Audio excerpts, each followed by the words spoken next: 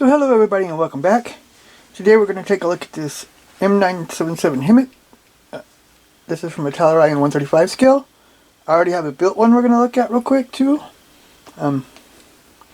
This is something I drove in the army, so I'm going to have more than one. I'm going to have one of each that I was on. Some I drove, some I TC'd. And so there's going to be 3 in all. And they're pretty big. Let's get looking at the instructions then. So here's our instruction sheet. We have a whole lot of information in different languages here. And here we have our sprue guide and our paint guide.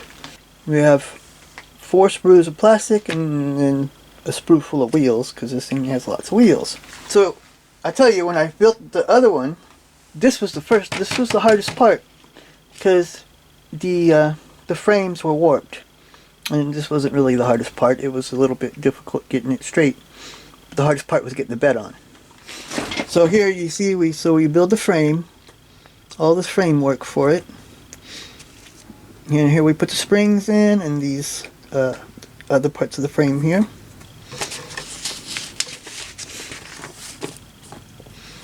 So number 3, we have our axles and our rear axles and our drive shafts. Here's also a pre-assembly for the rear axles. Number 4, we have the other axles. I'm not sure if this might be the front axles. It also doesn't tell you if it's the front or the rear. You have to take a look at what you built here. But I'm pretty sure this is the front because of that. So here we have the other set of axles. For number 5, we're building the engine together, exhaust, air filter. There's a transmission, lots of pre-assemblies. So then here we got our toolbox and our fuel tank. We got this cab plate that goes here on the frame.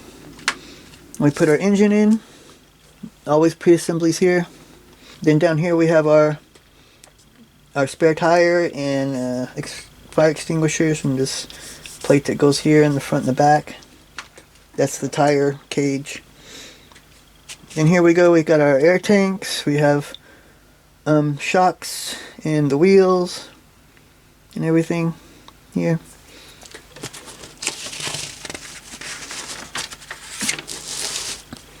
So number 9, we start building the cab. We have our cab floor, our seats, shifter, steering wheel, and column in the dashboard. And here we got our parts to the cab, the front, the sides, and the top here, in the back too, with all these windows. So number 10, we put the cab on. We got the steps and these braces for it. We put the wheels on and the mud flaps.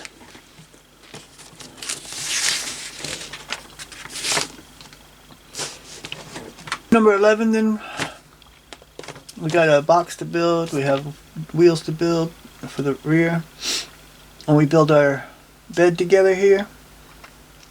This is flipped over. Got these boxes, mud flaps, the front and back, the sides.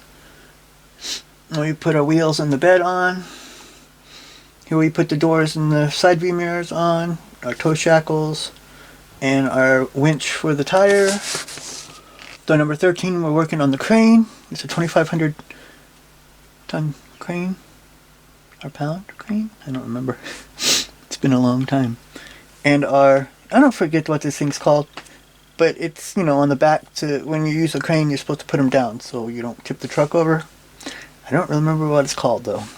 And here's the base for the crane.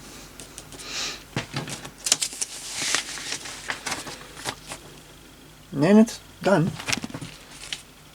And you're showing here a tan version and a forest camouflage version.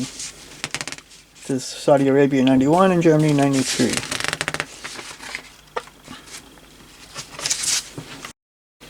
So here's our decal sheet.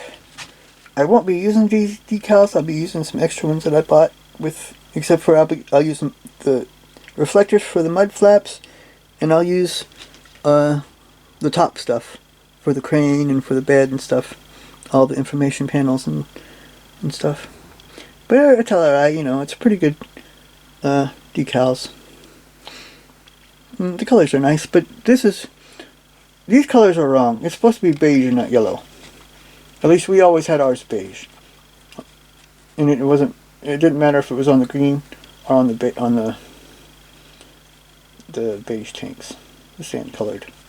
We always had a tan base to the numbers, not yellow. So here we have sprue A. And you see our axles, one set of them, the frames, air tanks. Here's the leaf springs, the fuel tank, our spare tire. These are the parts that go on the sides.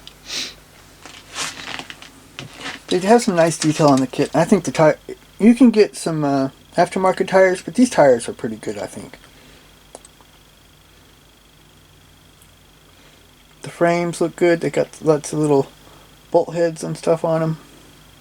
Bolt heads and rivets. The axles look pretty good.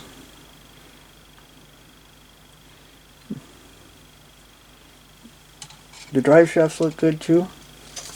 Here's the rear part of our axles. They look good.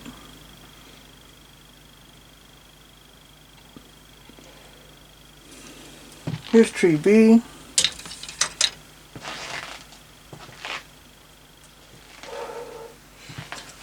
Here's the base for the base around the engine and everything. Our intake, seats, part of the engine, the front, the cab, the doors, the front underneath part. Here's the top. And here's the front face part. That's the back part, sorry. And this is the grill that goes over the front. Yeah, it goes down here. So I think the cab is the worst part. It's missing a little bit. But they got good detail on the exterior parts here. The engine is okay. You don't see a lot of it anyways. The seats look pretty good. But ours were always more torn up than that. Here you can see the hinges here really good. These panels usually open. Or they can. But usually we just make the side panels open. This is okay. Transmission looks pretty okay. The exhaust is good.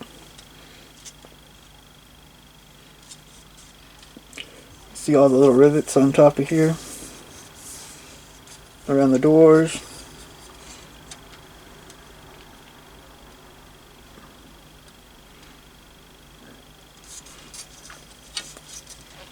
And also this was supposed to be on there. It's the dashboard with the instrument panel, and it has all the gauges and stuff there too. Don't know if you can really see it good, but get it in the right light, right, and you can see it. Tree C is in our windows. They're nice and clear. There's a little bit of, okay, they're kind of scratched a little bit. That seems to be always the case. I should put clear parts always in the foam. Tree D is the rest of our wheels. They're molded in black. They look pretty good too, I think. I don't think the aftermarket ones are really necessary.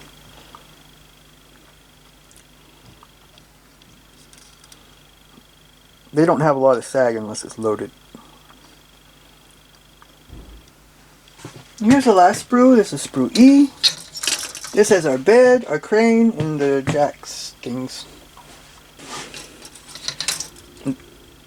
The bed, they did pretty good with that molding there because it really looks like that with those ridges. The front and the back. Here's the side.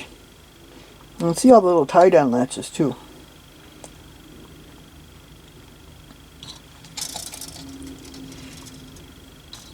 There's an underneath, but there's a lot of pin marks there.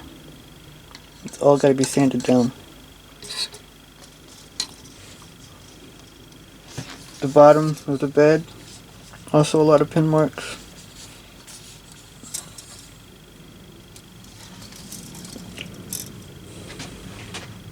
The fenders,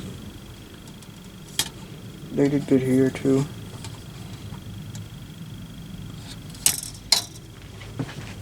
So here's my built HEMMT. I got it in forest camo, like the one I was on in Germany. See here in the back, I've been using it a little bit for some spare parts here.